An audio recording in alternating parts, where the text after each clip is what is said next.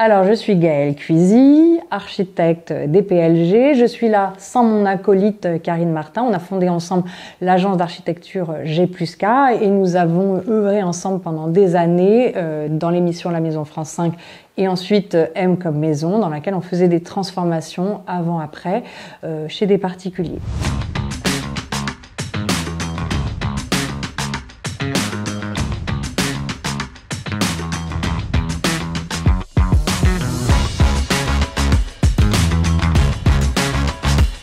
Pour aménager une chambre d'enfant comme n'importe quelle autre pièce d'un appartement ou d'une maison, on prend en compte certains éléments et ce seront les mêmes, c'est-à-dire évaluer la surface dans ces trois dimensions, comprendre le volume et comprendre tout ce qui va nous embêter par la suite, les contraintes. Ça peut être par exemple dans une chambre d'enfant, une cheminée, la hauteur d'une fenêtre, la lumière naturelle, l'emplacement des prises et des interrupteurs, si c'est sous des combles, les rampants de toiture, voilà, c'est tout un tas de choses à prendre en compte et quand on a fait ce diagnostic-là, on peut passer à autre chose.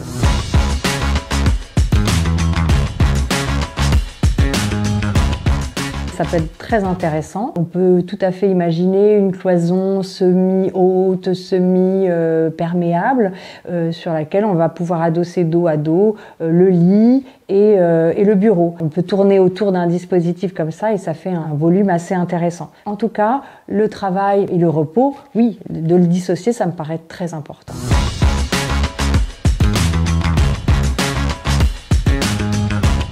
C'est pas du tout une fausse bonne idée d'avoir un dispositif qui va faire justement un peu couteau suisse. On va retrouver des rangements et peut-être un couchage en hauteur pour libérer de la place, un bureau. Dans le commerce, il y en a qui font très bien ça.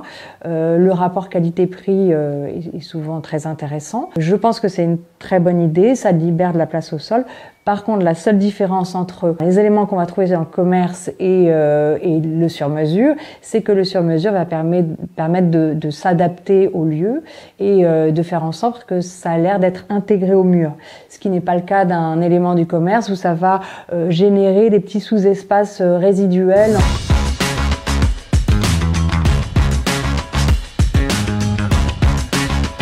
Moi, je pense qu'il n'y a pas de règle dans la couleur. On prend celle avec laquelle on sent bien. Il y en a qui aiment le rouge, il y en a qui aiment le noir. Par contre, voilà, il faut essayer de sonder son client, que ce soit l'adulte pour une chambre d'enfant qui va prendre en main la commande ou pourquoi pas l'enfant. Quand c'est l'adulte, on fait comme pour n'importe quelle autre pièce de l'appartement. Quand c'est l'enfant, c'est un peu plus compliqué parce que l'enfant voit les choses dans le présent et n'a pas tellement de notion de la pérennité. Donc, il va souvent parler d'une couleur. Les enfants aiment souvent les couleurs assez vives, ce qui peut être intéressant, mais on peut s'en lasser. Donc peut-être que ce qui peut être chouette, c'est de doser la couleur. Si un enfant dit moi j'aime le orange orangé qu'on n'aurait jamais mis dans une pièce, on va travailler sur un filet de couleur, sur des petites zones. Comme ça permet de les satisfaire, mais de garder quand même une pérennité pour le projet, parce que c'est quand on est sur du sur-mesure, on fait en sorte que ça dure dans le temps.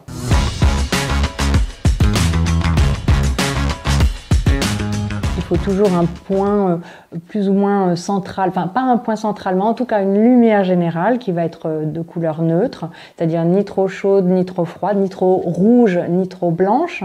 Donc on parle de température de couleur, on dit 2700 Kelvin. Et là c'est la lumière générale. Et par contre après il faut ménager des petits points, de la lumière plus dirigée, donc des appliques et jouer avec les deux lumières.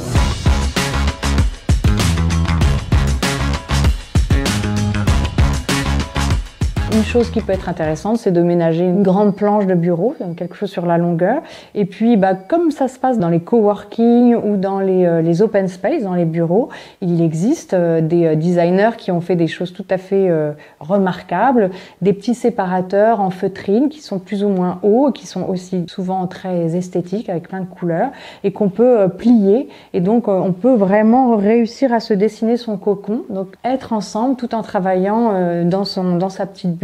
Et donc ça marche assez bien parce que ça ménage une certaine acoustique. Et à partir du moment où visuellement on n'est pas happé par ce que fait le voisin, ça permet de se concentrer.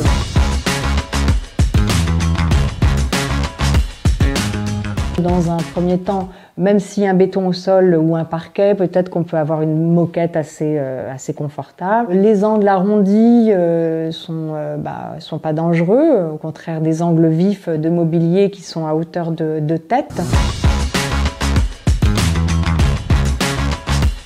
Pour le confort thermique, encore une fois, comme pour toute la maison, on va essayer d'éviter les convecteurs électriques à l'ancienne qui empêchent un petit peu de respirer. Si on est dans le tout électrique, les radiateurs à inertie, c'est quand même très confortable, relié à un ballon d'eau chaude. Après, si on a un radiateur à gaz, à eau, à l'ancienne, c'est très bien aussi. Une isolation thermique, acoustique, si on peut le faire, c'est bien. Par contre, il faut absolument faire attention à la ventilation naturelle parce que si tout est hermétique mais que l'air ne passe pas, on a des problèmes. Si on a un lieu un petit peu humide, on peut avoir des déshumificateurs d'air. Voilà, il faut tous ces petits éléments qui sont bons pour la santé et pour la respiration.